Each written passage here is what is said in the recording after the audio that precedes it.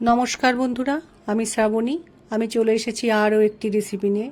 चलो रेसिपिटी ताहले एकबार देखे निই। आजके रेसिपि दई पटल। জামাই ষষ্ঠীর दिन জামাইকে অনেক রকম রান্নার সাথে এই দই পটলের রান্নাটাও করে দেওয়া যেতে পারে। এটা খেতে কিন্তু খুব ভালো লাগে।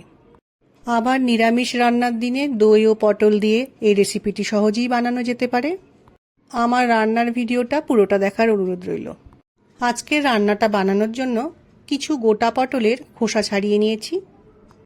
পটলের খোসা ছাড়িয়ে নিয়ে পটলের দুটো দিক চাকু দিয়ে একটুখানি কেটে নিয়েছি।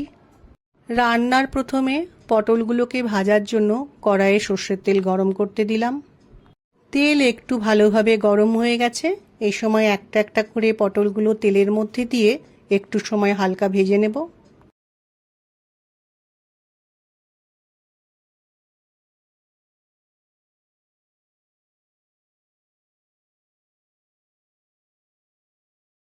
কিছুটা সময় পটল ভেজে নেওয়ার পর পটলটা হালকা ভাজা হয়ে গেছে। এখন পটলগুলোকে একটা পাত্রের মধ্যে কড়াই থেকে তুলে রেখে দেব।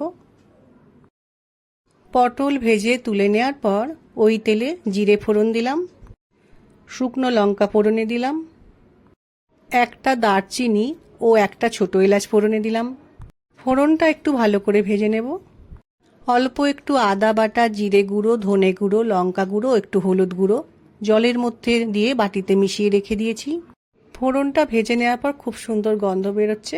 এখন আমি মশলাটা তেলের মধ্যে দিয়ে একটু সময় ভালো করে মিশিয়ে রান্নাটা করব।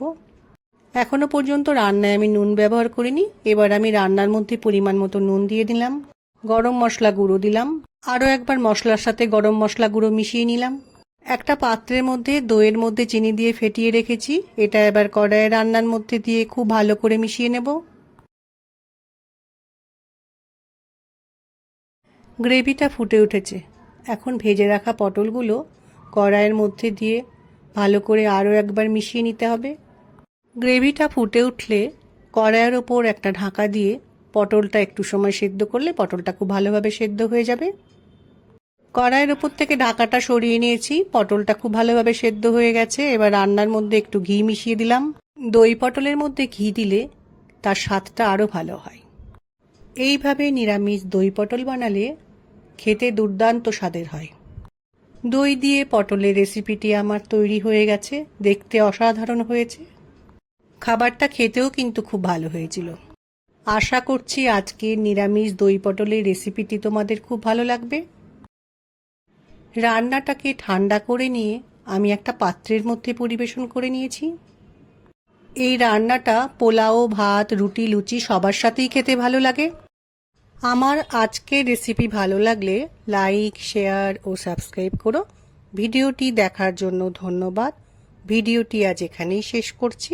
ফিরে আসছি আরও একটি রেসিপি নিয়ে।